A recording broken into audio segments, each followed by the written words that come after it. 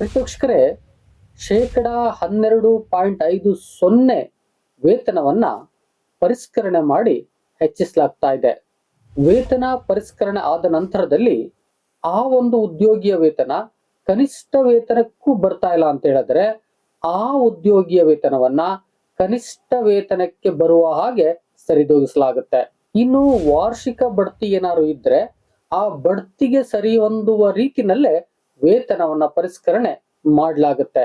12.50% ಏನು ವೇತನ ಹೆಚ್ಚಳ ಆಗ್ತಾ ಇದೆಯೋ ಇದು ಕುಟುಂಬ ಯೋಜನೆಯ ವಿಶೇಷ ಭತ್ಯೆಯನ್ನ ಹೊರಗಿಟ್ಟು ನೀಡಲಾಗ್ತಾ ಇದೆ. ವೀಕ್ಷಕರೇ, ಹಲವು ರೀತಿಯಲ್ಲಿ ಈ ವೇತನ ಪರಿಷ್ಕರಣೆಯನ್ನ ಮಾಡುವುದರ ಒಟ್ಟಿಗೆ 12.50% ವೇತನವನ್ನ ಹೆಚ್ಚಿಸಲಾಗ್ತಾ ಇದೆ. ಇದು ಏನು ಮಾರ್ಚ್ 1, 2025 ಇತ್ತೋ ಅಲ್ಲಿಂದ ಈ ಪರಿಷ್ಕರಣೆ ಆಗುತ್ತದೆ. ವೇತನ ಪರಿಷ್ಕರಣೆ ಆದಂತದ್ದು ಜುಲೈ 2026ರ ವೇತನದಲ್ಲಿ ಲಭ್ಯವಾಗುತ್ತದೆ. ವೀಕ್ಷಕರೇ, ಈ 4 ವಲಯಗಳ ಉದ್ಯೋಗಿಗಳೇನಿದ್ದಾರೋ ಅವ್ರಿಗೆ ಈ ವೇತನ ಪರಿಷ್ಕರಣೆನ ನಡೆಸಲಾಗ್ತಾ ಇದೆ. ಹಾಗಾದ್ರೆ ಈ 4 ವಲಯಗಳು ಯಾವುವು? 12.5% ವೇತನವನ್ನ ಯಾವ ರೀತಿಯಲ್ಲಿ ಹೆಚ್ಚಿಸಲಾಗ್ತಾ ಇದೆ? ಕನಿಷ್ಠ ವೇತನಕ್ಕೆ ಹೊಂದಿಕೆ ಆಗ್ತಾ ಇಲ್ಲ ಅಂದ್ರೆ ಅದನ್ನ ಯಾವ ರೀತಿಯಾಗಿ ಇವರು ಸರಿದೂಗಿಸಲೇ ಹೊರಟಿದ್ದಾರೆ? ಕನಿಷ್ಠ ವೇತನ ಕಾನೂನುಗಳು ಏನನ್ನ ಹೇಳ್ತವೆ? ಎಲ್ಲ ವಿಚಾರಗಳನ್ನ ನಾನು ಈ ವಿಡಿಯೋದಲ್ಲಿ ನಿಮ್ ಜೊತೆ ಹಂಚಿಕೊಳ್ಳಕ್ ಹೋಗ್ತಾ ಇದ್ದೀನಿ. ವಿಡಿಯೋನ ಸ್ಕಿಪ್ ಮಾಡದೆ ಕೊನೆವರೆಗೆ ನೋಡಿ. ಜೊತೆಗೆ ನೀವೇನಾದ್ರು ಫಸ್ಟ್ ಟೈಮ್ ನನ್ನ ಚಾನಲ್ ಬಂದು ಸಬ್ಸ್ಕ್ರೈಬ್ ಆಗದೆ ವಿಡಿಯೋ ನೋಡ್ತಾ ಇದ್ರೆ ದಯವಿಟ್ಟು ಸಬ್ಸ್ಕ್ರೈಬ್ ಮಾಡ್ಕೊಳ್ಳಿ, ಆ ಮೂಲಕ ಸಪೋರ್ಟ್ ಮಾಡ್ತೀರಿ. ನಾನ್ ಮಾಡ್ತಕ್ಕಂಥ ಈ ರೀತಿ ಇನ್ಫಾರ್ಮೇಟಿವ್ ವಿಡಿಯೋಗಳು ನಿಮಗ್ ಬಂದು ತಕ್ಷಣ ತಲುಪಬೇಕು ಅಂತ ಹೇಳಿದ್ರೆ ಪಕ್ಕದಲ್ಲೇ ಇರೋ ಬೆಲ್ ಬಟನ್ ಕ್ಲಿಕ್ ಮಾಡಿ ಆಲ್ ಅಂತ ಸೆಲೆಕ್ಟ್ ಮಾಡ್ಕೊಳ್ತಿರಲ್ಲ. ಬನ್ನಿ ಈ ವಿಡಿಯೋದಲ್ಲಿ ಮುಂದುವರಿಯೋಣ. ವೀಕ್ಷಕರೇ, KSRTC, BMTC, KKRTC, NWRTC ಈ 4 ವಲಯಗಳ ಏನು ನೌಕರರಿದ್ದಾರೋ ಇವ್ರಿಗೆ 12.50% ವೇತನವನ್ನ ಹೆಚ್ಚಿಸಿ ಪರಿಷ್ಕರಣೆ ಮಾಡಲಾಗ್ತಾ ಇದೆ. ಈ ಬಾರಿಯ ಈ ವೇತನ ಪರಿಷ್ಕರಣೆಯಲ್ಲಿ ಒಂದು ಹೊಸ ರೀತಿಯಾದಂತ ವೇತನ ಪರಿಷ್ಕರಣೆಯನ್ನ ಮಾಡ್ತಾ ಇದ್ದಾರೆ. ಯಾರಿಗೂ ಕೂಡ ಹೆಚ್ಚು ತೊಂದರೆ ಆಗ್ಬಾರ್ದು ಅನ್ನುವ ನಿಟ್ಟಿನಲ್ಲಿ ವೇತನ ಪರಿಷ್ಕರಣೆ ಆಗ್ತಾ ಇದೆ. ಈಗ ಸರ್ಕಾರಿ ಆದೇಶ ಏನಿದೆಯೋ ಅದು ನಂತರದಲ್ಲಿ ನೋಡೋಣ. ಆದ್ರೆ ಮೊದಲ ಬಾರಿಗೆ ಈ ಮೂಲ ವೇತನಗಳು ಏನಿರ್ತವೆ ಮತ್ತೆ ಸೇವಾ ಹಿರಿತನವನ್ನ ನೋಡಿ ಈ ವೇತನ ಪರಿಷ್ಕರಣೆ ಆಗ್ತಾ ಇದೆ. ಮತ್ತೆ ಬಡ್ತಿಗೆ ಸಂಬಂಧಪಟ್ಟಂತೆ ಇಲ್ಲಿ ಪರಿಷ್ಕರಣೆಯು ಆಗ್ತಾ ಇದೆ. ಈ ಎಲ್ಲ ವಿಚಾರಗಳನ್ನ ಮೊದಲು ನೋಡ್ಕೊಳ್ತಾ ಆ ನಂತರದಲ್ಲಿ ನಾವು ಈ ಒಂದು ಆದೇಶಕ್ಕೆ ಹೋಗೋಣ. ಬಹುತೇಕವಾಗಿ ಕನಿಷ್ಠ ವೇತನ ಅನ್ನುವಂತ ಸಂದರ್ಭದಲ್ಲಿ ನಿರ್ದಿಷ್ಟವಾಗಿ ಇಷ್ಟೇ ಎಂಬುದಾಗಿ ಹೇಳಲಿಕ್ಕೆ ಸಾಧ್ಯ ಇಲ್ಲ. ಯಾಕಂತ ಹೇಳಿದ್ರೆ ಆಯಾಯ ಇಲಾಖೆಗಳಿಗೆ ಸಂಬಂಧಪಟ್ಟಂತೆ ಕನಿಷ್ಠ ವೇತನಗಳು ನಿರ್ಧಾರ ಆಗ್ತಾ ಹೋಗ್ತವೆ. ಆ ಹಿನ್ನೆಲೆಯಲ್ಲಿ ನಾವು ಈ ಇಲಾಖೆಯನ್ನ ತೆಗೆದುಕೊಂಡ್ರೆ ಒಂದಷ್ಟು ಹುಡುಕಾಟವನ್ನ ಮಾಡಿದಂತ ಸಂದರ್ಭದಲ್ಲಿ ಒಂದಷ್ಟು ವೇತನ ಈ ರೀತಿ ಇರಬಹುದು ಅಂತಕ್ಕಂಥದ್ದು ಸಿಕ್ಕಿದೆ. ಅದು 18,660ರಿಂದ 25,300ವರೆಗೂ ಕೂಡ ಈ ಒಂದು ಬೇಸಿಕ್ ಸ್ಯಾಲರಿ ಸಿಗುತ್ತದೆ ಅನ್ನುವ ಹಿನ್ನೆಲೆಯಲ್ಲಿ ಒಂದು ಮಾಹಿತಿ ಲಭ್ಯ ಆಗಿದೆ. ಇದು ಯಾರಿಗಪ್ಪ ಅಂತಕ್ಕಂಥ ಡೌಟ್ ಇದ್ರೆ ಇದು ಈ ಇಲಾಖೆಯ ಕಂಡಕ್ಟರ್ ಯಾರಿರ್ತಾರೋ ಅವ್ರಿಗೆ ಅಂತಕ್ಕಂಥದ್ದು. ಉಳಿದಂತೆ ಇನ್ನು ಬೇರೆ ಬೇರೆ ಏನು ಹುದ್ದೆಯ ಪೊಸಿಷನ್ಸ್ ಗಳಿದೆಯೋ ಅದಕ್ಕೆ ಸಂಬಂಧಪಟ್ಟಂತೆ ಈ ಬೇಸಿಕ್ ಅಂತಕ್ಕಂಥದ್ದು ನಿರ್ಧಾರ ಆಗ್ತಾ ಹೋಗುತ್ತೆ. ಬಹುತೇಕವಾಗಿ ಜನರಲ್ ಇನ್ಫಾರ್ಮೇಶನ್ಸ್ ಪ್ರಕಾರ ಒಂದು 18,000 ಒಂದು ಮೂಲ ವೇತನ ಇರುತ್ತದೆ ಅಂತಕ್ಕಂಥ ಮಾಹಿತಿ ಲಭ್ಯ ಆಗಿದೆ. ಹಾಗಾದ್ರೆ ಈ ಮೂಲ ವೇತನವೂ ಕೂಡ ಇಲ್ಲದೆ ಇರತಕ್ಕಂತ ಉದ್ಯೋಗಿಗಳು ಏನಾದ್ರು ಇದ್ರೆ ಮೂಲ ವೇತನ ಇಷ್ಟು ಫಿಕ್ಸೇ ಆಗಿಲ್ಲ ಅವ್ರಿಗೆ, ಇದಕ್ಕಿಂತ ಕಡಿಮೆ ಇದೆ. ಹಾಗಿದ್ರೆ ಅವ್ರಿಗೆ ಈಗ ವೇತನ ಪರಿಷ್ಕರಣೆ ಯಾವ ರೀತಿ ಮಾಡ್ತಾರೆ ಅಂತ ಹೇಳಿದ್ರೆ ಆಲ್ರೆಡಿ ಹೇಳ್ಕೊಂಡಿದ್ದಾರೆ. ಈ ಒಂದು ವೇತನ ಪರಿಷ್ಕರಣೆಯಲ್ಲಿ ಅವರನ್ನ ಮೂಲ ವೇತನಕ್ಕೆ ಸರಿದೂಗಿಸಲಾಗುತ್ತೆ.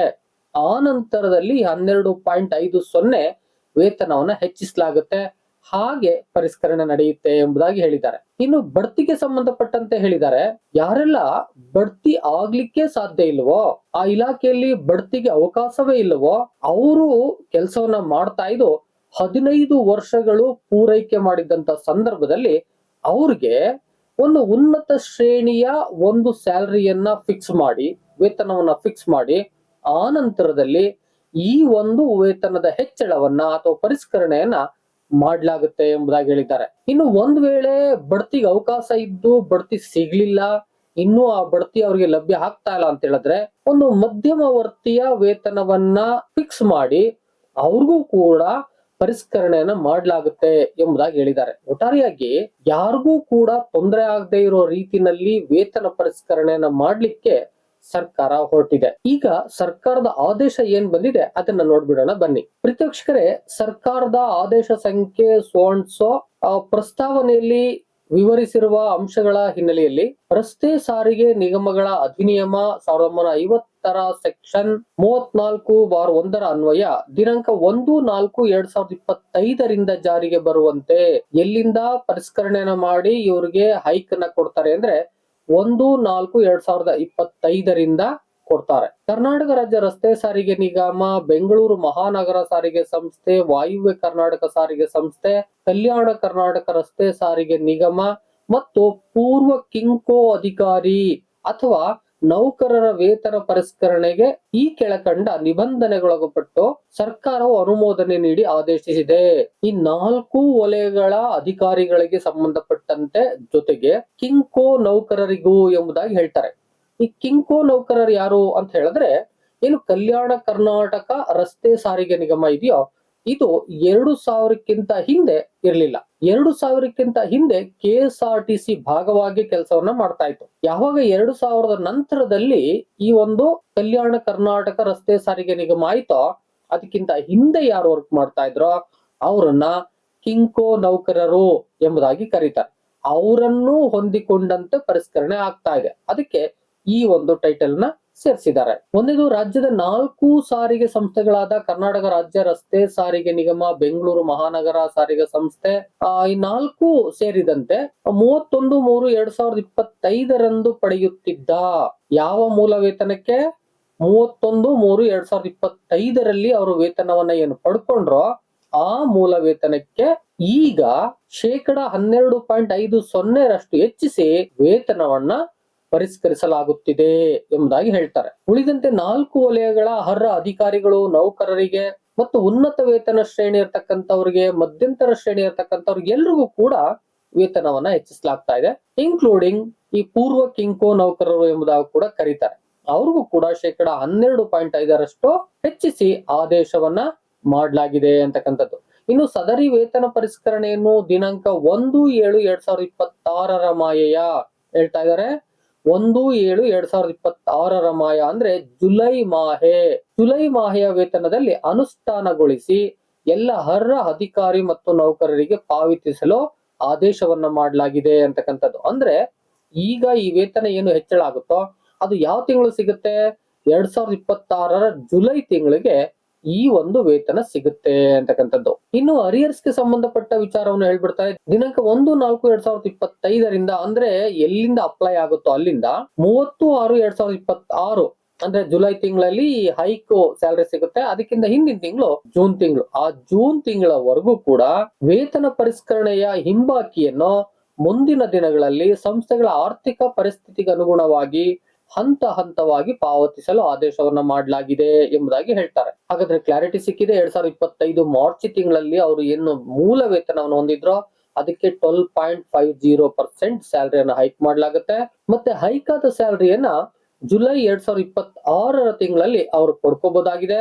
ಮತ್ತೆ ಈ ನಡುವಿನ ಒಂದು ಹೈಕ್ ಆದ ಸ್ಯಾಲರಿಯನ್ನ ಸರ್ಕಾರ ಆರ್ಥಿಕ ಪರಿಸ್ಥಿತಿಗೆ ಅನುಗುಣವಾಗಿ ಹಂತ ಹಂತವಾಗಿ ಬಿಡುಗಡೆ ಮಾಡ್ತೀವಿ ಎಂಬುದಾಗಿ ಕೂಡ ಹೇಳ್ಕೊಂಡಿದೆ. ಪ್ರೀತಿವೀಕ್ಷಕರೇ, ಇದಿಷ್ಟು ನಿಮಗೆ ಈ ಒಂದು ಏನು ಸಾರಿಗೆ ಇಲಾಖೆ ನೌಕರರಿಗೆ 12.50% ಸ್ಯಾಲರಿಯನ್ನು ಹೈಕ್ ಮಾಡ್ತಿದಾರೋ ಅದರ ಮಾಹಿತಿ ಆಗಿತ್ತು.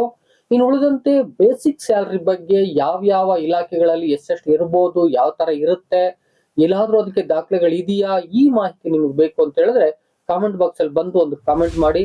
ನಾನು ಈ ಬೇಸಿಕ್ ಸ್ಯಾಲರಿ ಬಗ್ಗೆ ಒಂದು ಡೆಡಿಕೇಟೆಡ್ ವಿಡಿಯೋನ ಮಾಡಿ ನಿಮಗೆ ಕೊಡ್ತೇನೆ.